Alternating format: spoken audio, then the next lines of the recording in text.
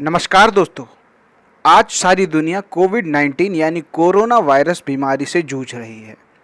इस भयंकर बीमारी से अपना भारत देश भी अछूता नहीं है।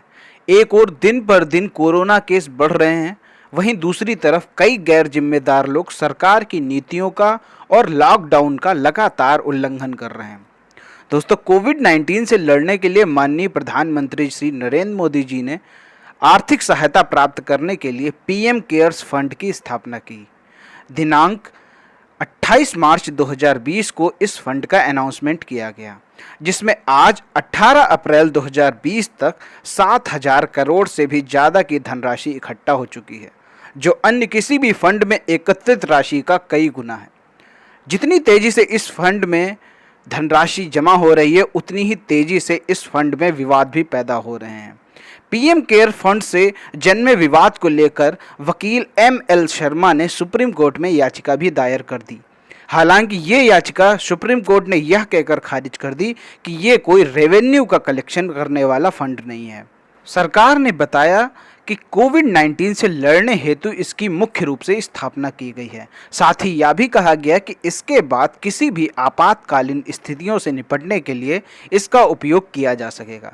जैसा कि आप लिस्ट में देख सकते हैं कि जो पीएम केयर्स फंड है, इसके जो अध्यक्ष और सदस्य हैं, प्रधानमंत्री की अध्यक्षता में इसकी स्थापना की गई, जिसके सदस्य हैं रक्षा मंत्री, गृह मंत्री, वित्त मंत्री और 13 अलग अलग सेक्टर के विशेषज्ञ।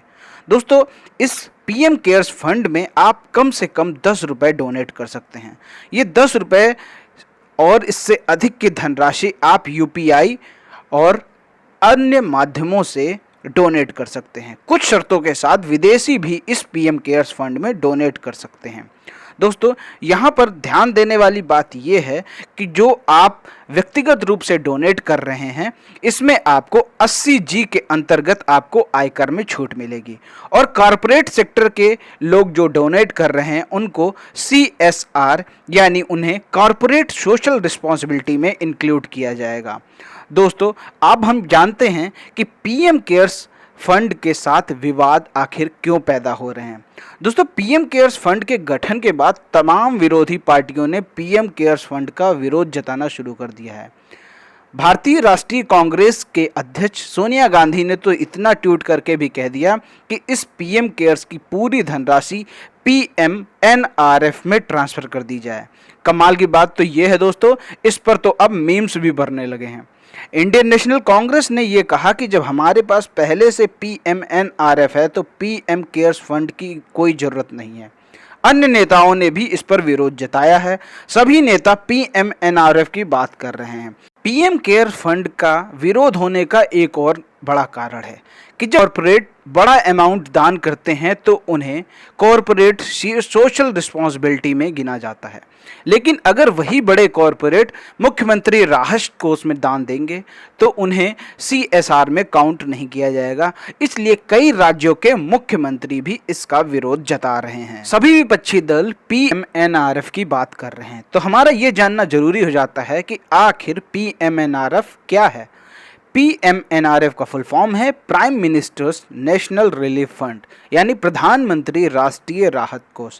इसकी स्थापना जवाहरलाल नेहरू ने 1948 में की थी, यानी अपने संविधान के बनने से पहले इसकी स्थापना की गई थी।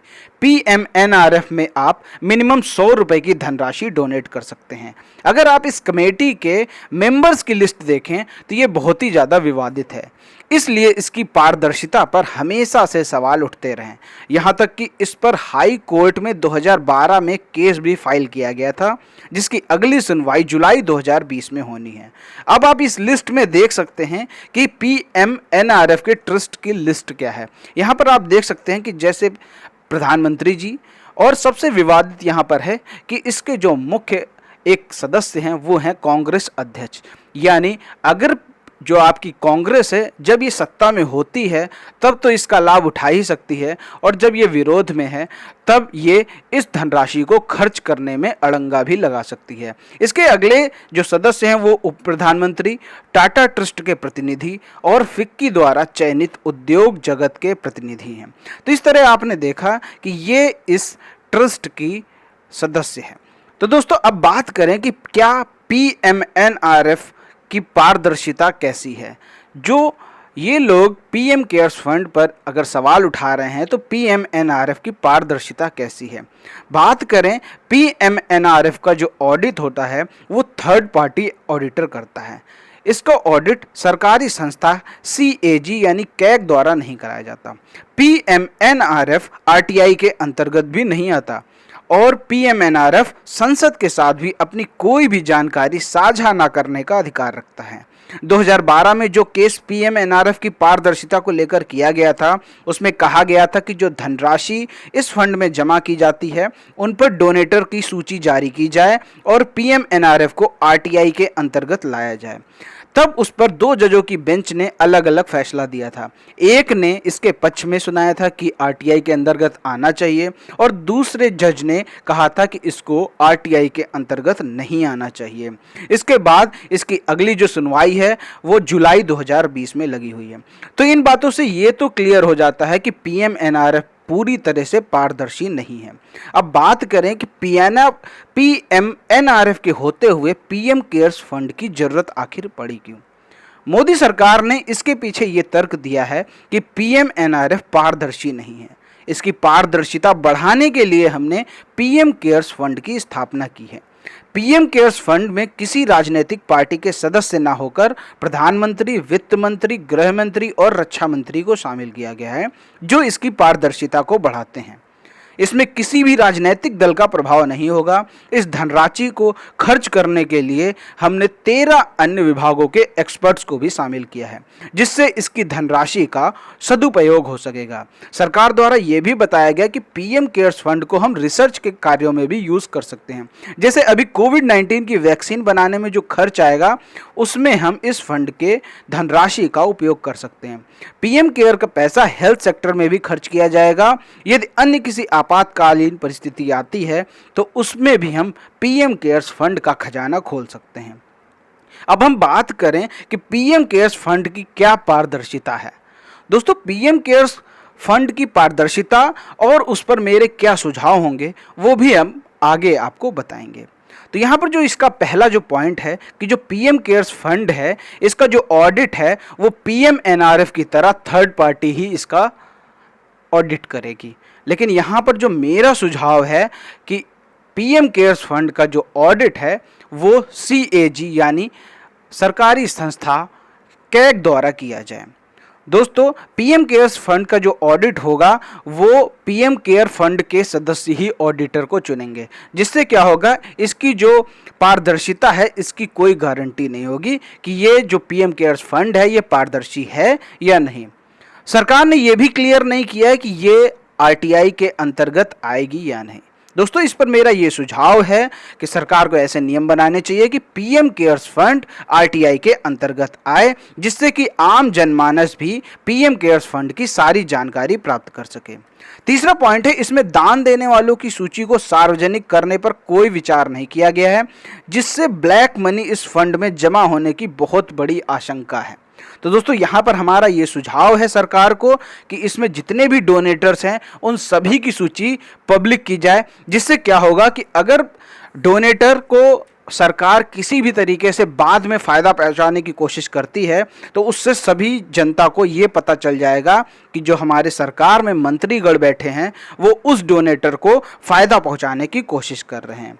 यहाँ पर चौथा पॉइंट हम लेंगे कि इस फंड से जितना पैसा सरकार खर्च कर रही है उसका कोई ब्यौरा सार्वजनिक नहीं किया जा रहा है, जिससे इसकी पारदर्शिता पर सवाल उठ रहे हैं। यहाँ पर मेरा ये सुझाव रहेगा सरकार को कि इस फंड का जितना भी पैसा खर्च कर रही है उसकी सारी डिटेल सार्वजनिक की जाए। यहाँ पर हम पांचों पॉइंट लेंगे, इस पैसे का सही से उपयोग हो रहा है इसकी कोई गारंटी नहीं, क्योंकि आपने देखा है कि हमारे कई डॉक्टर्स पीपीई किट की कमी से जूझ रहे हैं। हालांकि अन्य देशों के मुकाबले हमारे देश में स्वास्थ्य उपकरणों की अत्यंत कमी है। तो ये जो कारण हैं, इस कारणों से पीएम केयर्स फंड की भी पारदर्शिता पर सवाल उठना लाजमी है।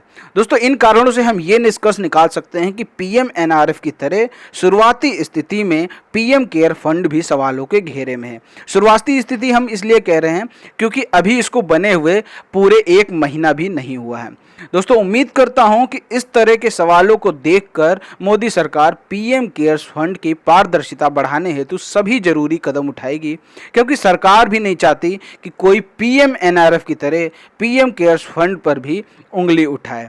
दोस्तों लास्ट में मैं आपको एक इम्पॉर्टेंट बात बताना चाहता हूं कि अगर आप भी पीएम केयर्स फंड में दान करना चाहते हैं तो पीएम केयर्स फंड के ओरिजिनल यूपीआई पर ही आप दान करें, क्योंकि आजकल बहुत ही ज़्यादा फेक यूपीआई चल रहे हैं।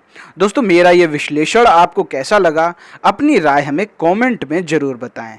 दोस्तों ये जो पीएम केयर्स फंड है ये एक घोटाला है या नहीं, इस बारे में अपनी राय हमें नीचे कमेंट में ज़रूर बताएं। ऐसे ही नॉलेजेबल वीडियो देखने के लिए चैनल को ज़रूर सब्सक्राइब करें और घंटी का निशान ज़रूर दबाएं, ताकि आपको प्रत्येक वीडियो का रेगुलर नोटिफिकेशन मिलता रहे। दोस्तों मिलते हैं अगले वीडियो में, तब तक के लिए जय हिंद, जय भारत।